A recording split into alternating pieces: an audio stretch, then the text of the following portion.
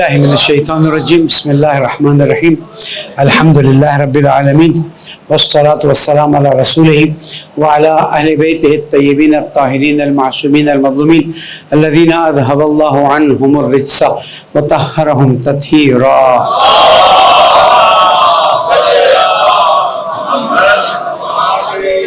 مومن کرام السلام علیکم ورحمۃ اللہ وبرکاتہ۔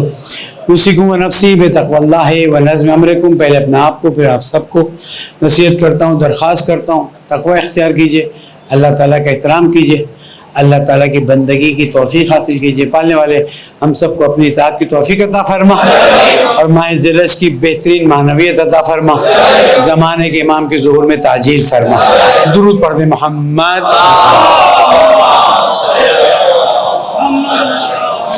حضرت گرامی، روز شہادت حضرت امام محمد باقر علیہ السلام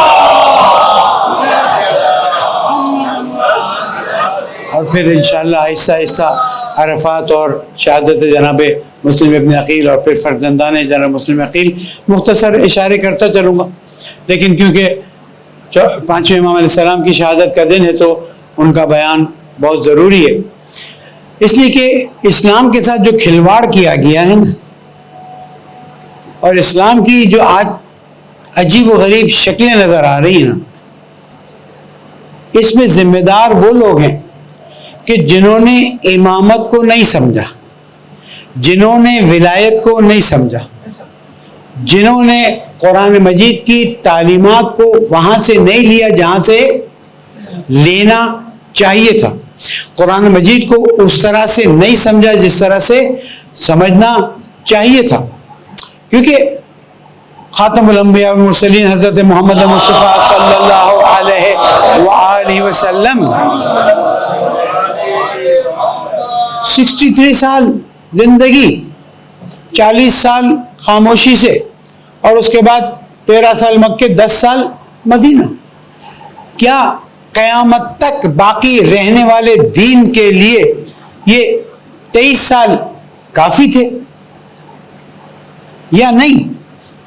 اس کے تسلسل کے لیے کوئی سسٹم ضروری تھا، اور کیا 23 سال میں، خاص کر آخری 10 سال میں جو غزوات ہوئے، جو تکلیفیں اٹھائیں، جو مشکلات اٹھائیں، اور اسلام کی تعلیمات کو پھیلانے سے وہ ایک طرف مشرکین نے روکا، دوسری طرف منافقین نے جو حال کیا، جب یہ سورہ جمعہ میں پڑھتا ہوں وَإِذَا رَأَوْا تِجَارَةً أَوْ لَهْوًا انفضوا إِلَيْهَا وَتَرَكُوكَ قَائِمًا، مکے سے مدینہ ہجرت،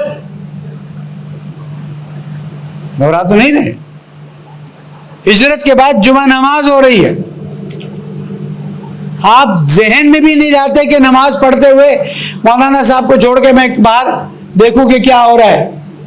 بعض جگہوں پہ آپ کی نماز جمعہ میں دھماکے ہوئے، نماز پوری کی گئی، اور یہاں پر قرآن مجید، میں تو نہیں کہہ رہا، وَإِذَا رَأَوْا تِجَارَةً، اور جب دیکھا کوئی تجارت کا مال آیا ہوا ہے، اور لہو، چلو تجارت تو پھر بھی سمجھ آتی ہے، لہو و لعب کی کوئی چیز آئی جمعے کی نماز کے باہر، ظاہر ہے مشرکین لاتے ہوں گے، مدینہ میں تھے، یا منافقین کوئی کھیل کھیلتے ہوں گے، ترکو کا قائمہ، آپ کو کھڑا چھوڑ کے چلے گئے، تو ہے نا کچھ تو سورہ توبہ پوری کی پوری نازل ہو جاتی ہے، کچھ نہ کچھ تو ہے، سورہ منافقون نازل ہو جاتی ہے، کچھ نہ کچھ تو کالے میں دال ہے، آپ دال میں کالا کہتے ہیں، میں الٹا کہتا ہوں۔ وہاں سے قرآن سے آپ لائن لیجئے اور چیک کیجئے کہ وصال رسول اکرم کے بعد کیا اسلام کو ایسے ہی چھوڑ دیا گیا تھا؟ نہیں چھوڑا گیا، غدیر میں اعلان کر دیا گیا، اعلان کے بعد عملاً دکھا دیا گیا، لیکن جو صورتحال ہوئی وہ سب کے سامنے، مجھے کچھ اس میں زیادہ کہنے کی ضرورت نہیں ہے۔ احادیث کی کتابیں جو اہل سنت کے پاس موجود ہیں، وہ کون سی صدی سے لکھی جانا شروع ہوئی؟ چیک تو کریں نا، احادیث کا لکھا جانا کب سے شروع ہوا؟ چیک تو کریں نا۔ کیوں ایسا ہوا کہ جس کو رسول اکرم نے فرمایا یا علی انت منی بمنزلۃ ہارون من موسیٰ الا انہ لا نبی آبادی، اور جس کو ختم الانبیاء والمرسلین کا فائنل سمجھا جاتا ہے کہ اب اس کے بعد کوئی نبی نہیں ہے، اور حقیقت میں بھی نہیں. اور ہم تو کہتے ہیں نبی اس لیے نہیں ہے کہ غدیر میں امامت اور ولایت کا اعلان کر دیا گیا. اس سے خوبصورت دلیل کیا دی جا سکتی ہے؟ لیکن کیا ہوا؟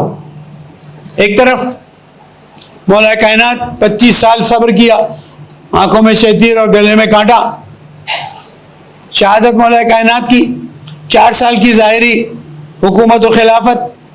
اس 4 سال میں بھی 3 جنگیں کس نے کی؟ جنگ جمل کس نے شروع کروائی؟ جنگ صفین کا کیا قصہ ہے؟ اور پھر جنگ نہروان، وہیں سے قصہ آگے بڑھتا ہے. اور پھر امام حسن علیہ السلام کے ساتھ جو ہوا وہ تاریخ نے بتایا. تو جو اسلام آیا تھا بسم اللہ الرحمن الرحیم، اقرا بسم ربک الذی خلق، خلق الانسان من علق، اقرا وربک الاکرم الذی علم بالقلم، اور آخر تک. تو اقرا سے شروع ہونے والا اسلام کہاں پہنچ گیا؟ اس لیے کہ سلونی کے دعویٰ کرنے والے کو کنارے چھوڑ دیا گیا. اس لیے کہ جس کو اللہ کے حبیب نے فرمایا انا مدینۃ العلم والیون، کنارے چھوڑ دی. پھر تو وہ ہونا تھا نا جو ہوا. پھر وہاں تک بات پہنچ جاتی کہ جیسے یزید جیسے لعنتی کو، ہاں یہ جذبہ تو ہونا ہی چاہیے. خلیفۃ المسلمین مانا جا رہا ہے، جو نواز رسول کو او جناب ابھی بات کہیں اور ہی نکل گئی، او جناب اس کا قصور نہیں تھا. تو اس کے کس کا قصور تھا؟ اس کا قصور نہیں تھا تو شہزادیاں رسول کی نواسیاں کہاں لے جائی گئی؟ بات کہیں اور نہ چلی جائے. یہ سارے مسائل جب ہم جمع کرتے ہیں تو پتہ چلتا ہے کہ کربلا کے بعد پھر چوتھے امام علیہ السلام کو گفتگو نہیں کرنے دی جا رہی تھی. انہوں نے دعاؤں کے ذریعے، دیکھ لیجئے صحیفہ کاملہ موجود ہے، کبھی گھر میں پڑھ بھی لیجئے، کبھی بیٹی کو ترجمہ پڑھوا کے اس کو بتا بھی دیجئے.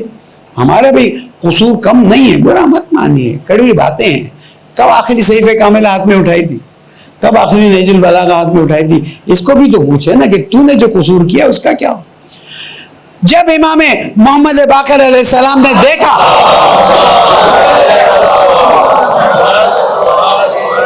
کہ مروان جیسے جن کو رسول اکرم نے باپ کے ساتھ مدینہ سے نکال دیا تھا، وہ تخت و تاج پہ آ رہے ہیں اور اس کی نسلیں آگے بڑھ رہی ہیں، بنی مروان.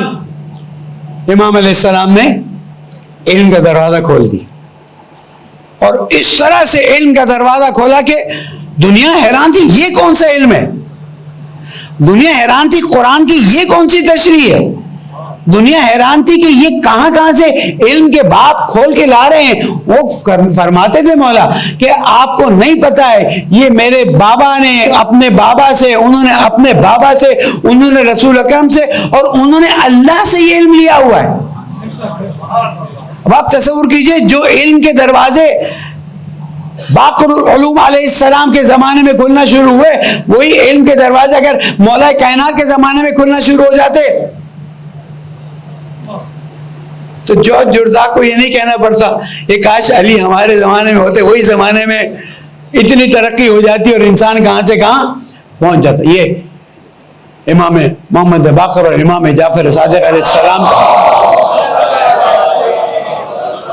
صرف شیعوں پر نہیں، صرف مسلمانوں پر نہیں، انسانیت پر احسان ہے کہ انہوں نے علم کے وہ باب کھول کے سامنے رکھ دیے.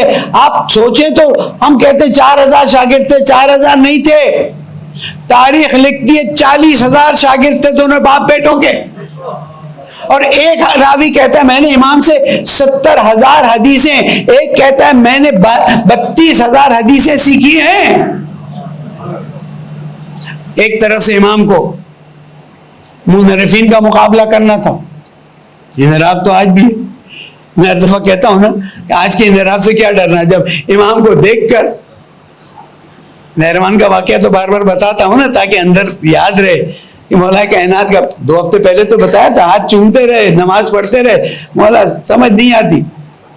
یہ مصیبت ہے. یہاں شیطان آتا ہے اندر سے، ورغلاتا ہے اندر سے کہ ہاں علی علیہ السلام ہے لیکن شاید سامنے والے بھی تو عبادت کرتے ہیں. یہ 5 امام اور 6 امام علیہ السلام نے علوم کے باب کھولے.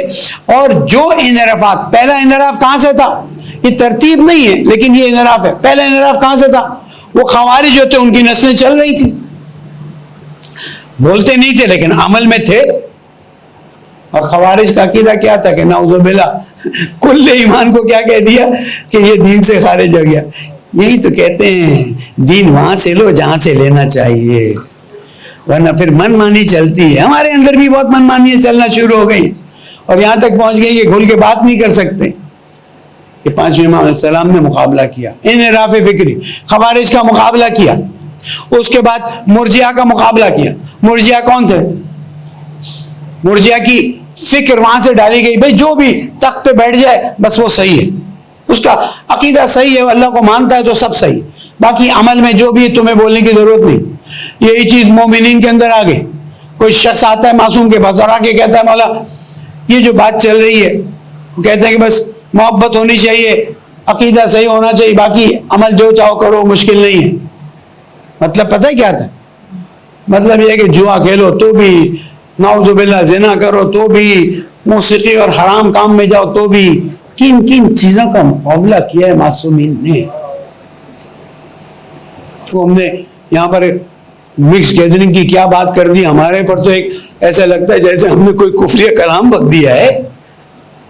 مولانا اب یہ نہ کریں تو کیا کریں؟ جاؤ جو تم کو کرنا ہے, میں تو دین کی بات بتاؤں گا نا. مولانا وہ یوں ہو جاتا ہے. اب دیکھیں نا امام کے ہوتے ہوئے انحراف کا شکار, جو چاہو کرو کوئی پرواہ نہیں. آج بھی تو ہے, بس محبت دل میں ہونی چاہیے, باقی سب آزاد ہے. تو پھر جناب سلمان ہو, ابو ذر ہو, مقداد ہو, یہ سب اتنی زحمت اٹھاتے تھے, وہ کیوں اٹھاتے تھے؟ وہ بھی آزاد ہو جاتے. پانچویں امام نے فرمایا یاد رکھنا اللہ کی کسی سے رشتہ داری نہیں. یہ پانچویں امام کا قول یاد. اللہ سبحانہ و تعالی تمہاری نیتوں کو دیکھتا ہے, تمہارے عمل کو دیکھتا ہے. قربانی کرو گے نا, اللہ تمہاری نیت کو بھی دیکھے گا, کوئی نہیں دیکھ سکتا, اور تمہارے عمل کو بھی دیکھے گا. کہ گوشت فریج میں بھر رہے ہو, گندگیاں روڈ پہ پھینک رہے ہو یا نہیں. النظافۃ من پتہ نہیں وہ چیزیں کہاں چلی جاتی. وہ ہمارے کاؤنسلر صاحب کو اعلان کرنا پڑا کہ اس دفعہ گلی میں کوئی قربانی نہیں کرے گا. وہ کاؤنسلر کو کیوں اعلان کرنا پڑا؟ تمہیں اسلام نے نہیں سکھایا گندگیاں باہر مت پھینکو؟ یہ پانچویں امام نے واضح کر دی اللہ کی کسی سے رشتہ داری نہیں. احکام الہی پہ عمل کرو گے جنت مل جائے گی. ہاں ایک بات معصوم نے فرمائی, بنی الاسلام علی خمسہ, اسلام 5 چیزوں پر متمرکز ہے. 5 ارکان اسلام کے, نماز, روزہ, حج, زکوٰۃ یا جہاد اور ولایت.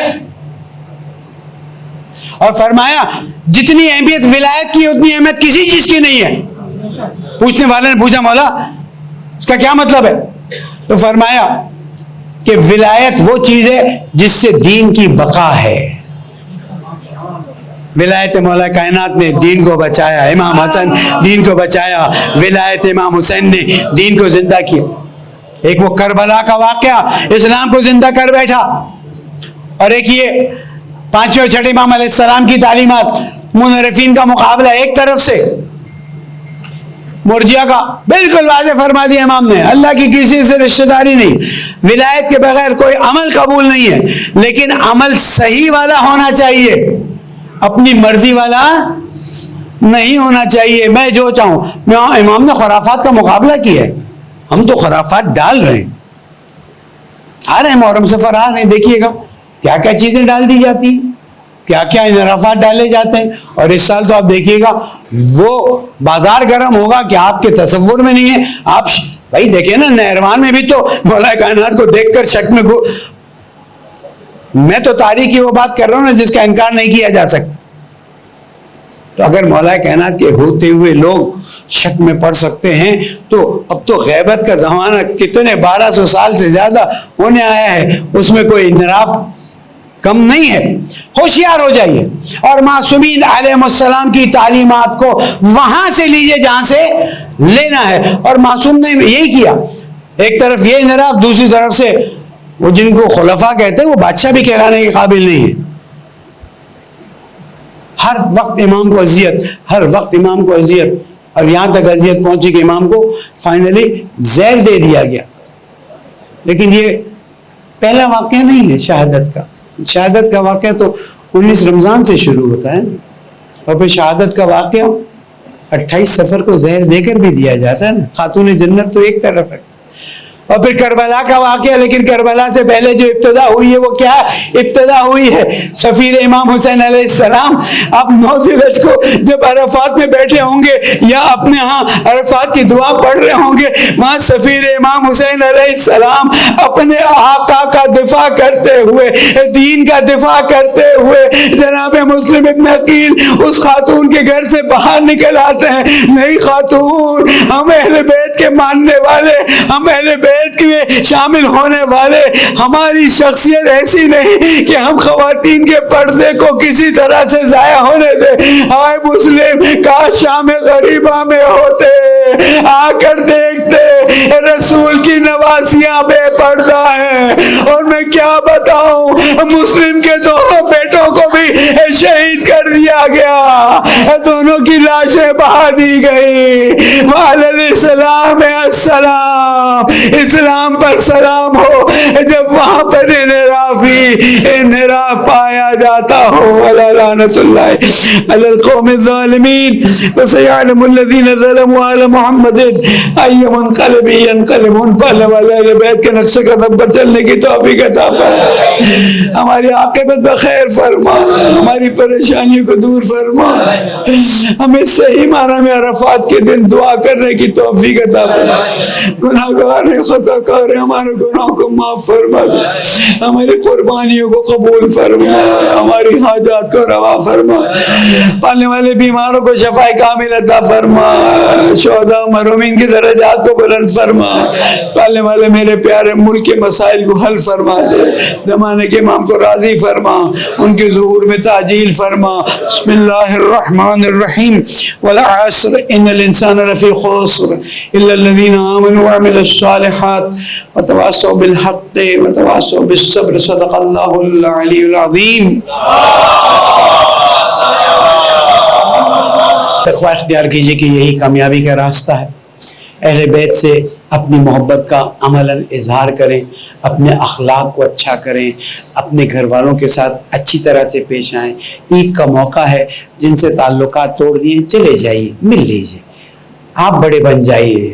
بڑا وہ ہوتا ہے جو جھکتا ہے, جو اکڑتا ہے وہ بڑا نہیں ہوتا ہے. عید کا موقع ہے, ایک دوسرے کو معاف کیجیے. جو حج پہ گئے ہیں شاید ہماری آواز سن لیں یوٹیوب پہ, فیس بک پہ, ان سے بھی درخواست ہے کہ ہمارے لیے بھی دعا کریں, پاکستان کے لیے دعا کریں, مسلمانوں کے لیے دعا کریں. مسائل بڑے گمبھیر, بڑے سخت ہوتے جا رہے ہیں. بہت زیادہ کھل کے بولنے کا موقع بھی نہیں, اور اس وقت اتنا ٹائم بھی نہیں. قربانی کی شرائط کا پوچھا جاتا ہے کہ قربانی یہ جو آپ کرتے ہیں یہ مستحب ہے, جو کر سکے کرے, حصہ ڈال سکے حصہ ڈالے, یہ مستحب ہے. اگر حج والی قربانی کی شرائط ہونا اس میں مستحب ہے. خود جب ذبح کرتے ہیں اس کی کچھ چند شرائط ہیں. مسلمان ذبح کرے, قبلہ رخ ذبح کرے, لوہے کی چھری سے ذبح کرے, بسم اللہ اللہ اکبر کہہ کے ذبح کرے. اور ثواب اور بہتر یہ ہے کہ جو قربانی کر رہا ہے, یعنی جس کی طرف سے, وہ خود چھری پھیرے اس جانور پہ, اس کا بہت زیادہ ثواب ہے. اور چھری پھیرتے وقت یہ پہلے سے سوچ لے کہ یہ میں اپنی نفسانی خواہشات پر چھری پھیر رہا ہوں. اللہ تعالیٰ کے پاس نہ خون, قرآن میں اللہ فرماتا ہے نا, نہ تمہارا خون پہنچتا ہے نہ تمہارا گوشت پہنچتا ہے, یہ تمہارا تقویٰ ہے جو پہنچتا ہے. تو جب اللہ تعالیٰ کی خاطر کر رہے ہیں تو اپنی نفسانی خواہشات جتنا ہو سکے قابو پائیے, یہی ہے. لیکن قربانی سے زیادہ بڑھ کے ایک مسئلہ ہے, صفائی کا مسئلہ. اگر آپ نے قربانی کی اور گندگی چھوڑ دی نا, میں اگر مرض تقلید ہوتا تو کہتا یہ قربانی قبول نہیں. اس لیے کہ آپ نے ایک اللہ تعالیٰ کی خوشنودی کے لیے کام کیا, ایک اللہ تعالیٰ کی بڑی ناراضگی کا باعث بنے. صفائی ایمان کا حصہ ہے, اور اگر آپ اپنے باہر چھوڑ دیں وہ, اور اس سے مکھیاں پیدا اور لوگ بیمار ہوں, آپ قیامت میں جواب دیں. درود پڑھ دیں محمد والے.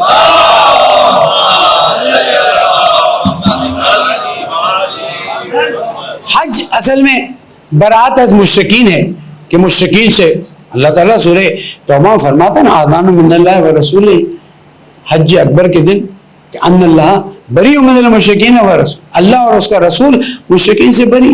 تو ہمارے حج میں تو مشرکین سے برات کا کوئی عنوان ہی نہیں. لوگوں حج, آپ میں سے بہت سے ہو کر آئے, آپ کو بتائے حج مشرکین سے برات کا ایک بہت بڑا اعلان ہے. احرام باندھنے کا قرآن میں اس طرح سے نہیں آیا. دوسری چیزوں کا نہیں آیا، لیکن برات از مشرکین کا آیا ہے. لیکن حج ایک خاموش عمل قرار دے دیا گیا.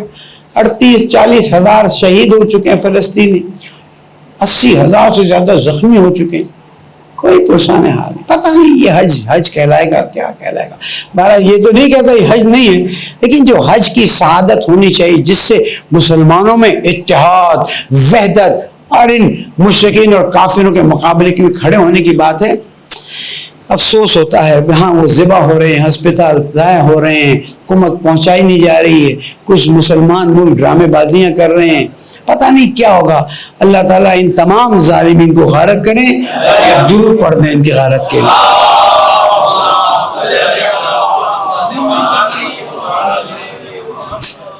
مودی کی حالت اور حرکت آپ دیکھ رہے ہیں کہ وہ کس طرح سے آگے بڑھ رہا ہے، اور یہ ہندوستان کے مسلمانوں کے لیے بہت بڑا امتحان ہے. کشمیر میں کل جو واقعہ ہوا ہے یہ کیا ہے؟ یہ صرف اور صرف مسلمانوں کو ذبح کرنا چاہتے ہیں اور کچھ نہیں. آپ کو پتہ ہے ہندوستان گائے کے گوشت کا سب سے بڑا یا تیسرا بڑا ایکسپورٹر ہے دنیا میں. میں نے چیک کیا تھا. برازیل ہے، پھر دوسرا ملک ہے جہاں پر مسلمان گائے ذبح نہیں کر سکتے، وہی ہندو بزنس مین گائے ذبح کر کے آپ تعجب کر رہے ہوں گے ایکسپورٹ کرتے ہیں اور ڈالر کماتے ہیں. اور مودی کی حکومت بھی خوش ہے کہ جناب گوشت کے ایکسپورٹ سے. یہ ہوتی منافقت کہ آپ ویسے تو گائے کو مقدس کہیں، ہم اس میں کوئی اعتراض نہیں کرتے، آپ کا تقدس ہے کہیں، آپ اس کا پیشاب بھی پیتے ہیں، ہمیں اس میں کوئی نہیں ہے. لیکن اگر آپ کی مقدس ہے تو پھر اس کو کاٹ کے ایکسپورٹ کیسے کر رہے ہیں؟ یہ میرا سوال تو بنتا ہے. بہرحال یہ مودی کے مظالم اب جو بڑھیں گے، اور میں حکومت پاکستان ریاست کو ہوشیار کر رہا ہوں، بالکل توجہ کریں. کشمیر اور ہمارا کیا کہتے ہیں گلگت بلتستان بڑے خطرے میں ہیں. اللہ نہ کرے مودی پھر کوئی سازش کرے اور ہماری اندر کی جو کمزوریاں ہیں اس کی وجہ سے ہمارے ان حصوں پہ کوئی آنچ آئے. اللہ تعالیٰ سے دعا کرتے ہیں ہمارے کشمیر اور ہمارے گلگت بلتستان کی حفاظت فرمائے.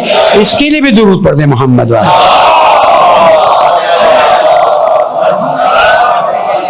اب آتے ہیں اصل مسئلے کی طرف. جو جانتے ہیں وہ تو جانتے ہیں، جو نہیں جانتے وہ جانیں. یہ بجٹ جو ہے نا، اس کو بنانے والے وہ ہیں جو ایئر کنڈیشن میں بیٹھتے ہیں. اگر بجلی چلی جائے تو ان کے جنریٹر چلتے ہیں، ان کی گاڑیوں میں ان کی بیوی بچے پیٹرول آپ کے ٹیکس کا پیسہ ڈال کے گھومتے ہیں.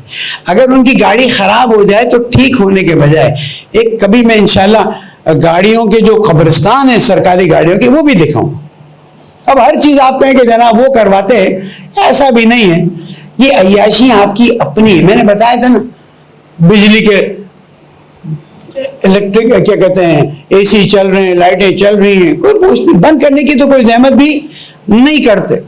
یہ ہمارے ٹیکس کے پیسوں پر عیاشی کرنے والے IMF کی نوکری کرتے ہوئے گردن جھکا کر IMF پسند بجٹ بناتے ہیں، اور اس بجٹ میں تنخواہ لینے والے جو اپنا کرایہ بھی نہیں دے سکتے، جو اپنے بجلی گیس اور پانی کے بل نہیں دے سکتے، اس پہ ٹیکس لگایا جا رہا ہے.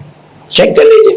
میں نے ہمیشہ کہا میں اگر کہیں غلط ہوں، میرا فون نمبر بھی آپ کے پاس ہے، یہاں پر بھی نماز کے بعد بیٹھتا ہوں، میری اصلاح کیجئے. لیکن تھوڑا بہت اقتصاد کی الف بے جانتا ہوں. جتنا پیسے والوں کو چھوٹ دی جاتی ہے، جتنا ٹیکس ریبیٹ دیا جاتا ہے، جتنا FBR میں ٹیکس چوری کرنے کے طریقے کو فائنلائز کیا جاتا ہے. ایک کسی نے بہت اچھا جملہ کہا اور میں یہاں بیان کرتا ہوں کہ آپ FBR کو خالی کر دیں اور سارا آن لائن سسٹم کر دیں جیسے دوسرے ملکوں میں ہوتا ہے، آپ کو غریبوں سے ٹیکس لینے کی ضرورت نہیں پڑے گی. اب میں ایک ٹونٹ کا جملہ کہتا ہوں، میں کیا کروں، چوری مجھے خود کرنی ہے. میں کیا کروں کہ یہ چوری نہیں ہوگی تو میرا 2.5 لاکھ روپے تنخواہ لینے والا شخص جو ہے 10 ارب کی پراپرٹی اس کی نکلتی ہے. نام تو نہیں لے سکتا. کتنی؟ 2.5 لاکھ روپے والا اپنے 2 بچوں کو پڑھا کے اور اپنے ایک مکان کا کرایہ اور بجلی کا کرایہ دے کے مجھے بتا دے تو میں اس کو یہاں پر انعام دوں گا. 10 ارب کی پراپرٹی اس کی نکلتی ہے. پھر میں پوچھ رہا ہوں یہ دبئی لیکس آیا تھا، اس کا جنازہ کب نکلا؟ اس کی قبر کہاں بنی؟ وہ ایک جناب کمیٹی بنا دی گئی, وہ کمیٹی چیک کرے گی. جب دودھ پر بلی کو رکھوالا بنایا جائے گا تو یہی ہونا ہے حضرات. ہر وقت میں ان باتوں کو کہنے سے کتراتا ہوں کہ کہیں کوئی یہ سمجھے کہ ہم کسی اور پہ ٹونٹ کر رہے ہیں. ہم اس پہ بات کر رہے ہیں جو ذمہ دار ہیں, جن کے ہاتھ میں سب چابی ہے. کیسے ہو سکتا ہے کہ آپ اتنے ہیوی دوائی پہ ٹیکس, اللہ اکبر, جو آپ کو فری دینی چاہیے وہ آپ اس پہ ٹیکس لے رہے ہیں.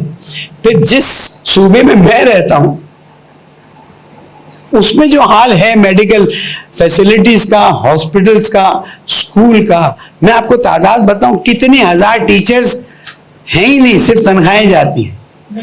کتنی ہاسپٹل ہیں جس میں دوائیاں ہوتی نہیں, پھر اپنی تعریف کرتے ہیں. آؤ ایک بار میدان میں آؤ اور عوام کے سامنے کھل کے ہم تمہیں بتاتے ہیں, تم ہمیں بتاؤ. ہم مباہلہ کرنے کے لیے نہ مون مانا مباہلہ دین حاضر ہیں.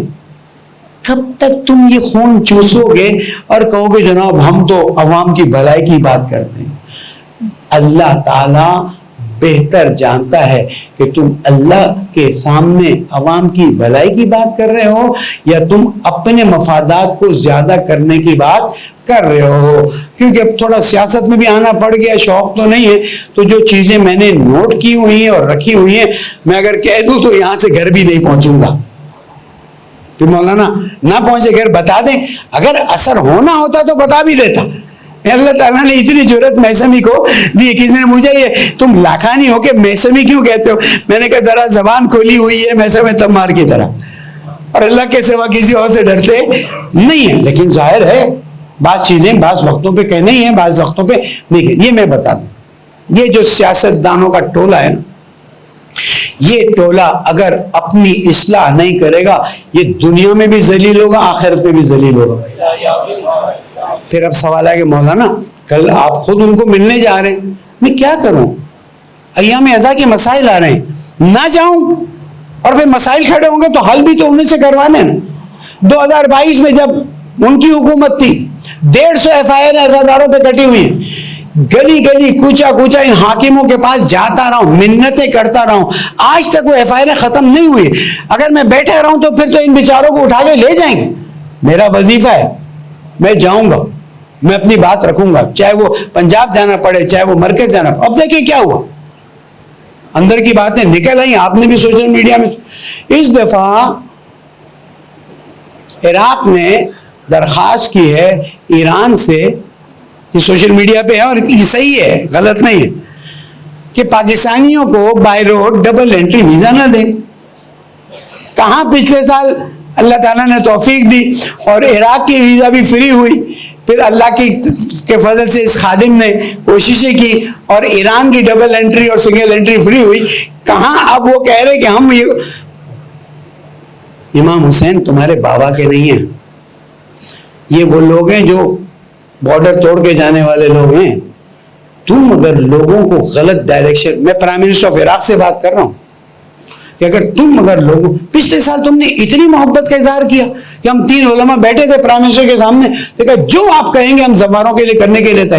میں نہیں سمجھتا کہ یہ بات پرائم منسٹر نے کہی, نیچے سے کہیں سے سازش آئی ہے کہ جناب ہم بارڈر پہ سنبھال نہیں سکتے تو ہمیں دے دو, ہم سنبھال لیں گے. میرے پاس اتنے جوان ہیں کہ ہم بارڈرز کو سنبھالیں گے, تمہاری شرائط پہ اسٹیمپ لگا کے بھیجیں گے, واپس لائیں گے.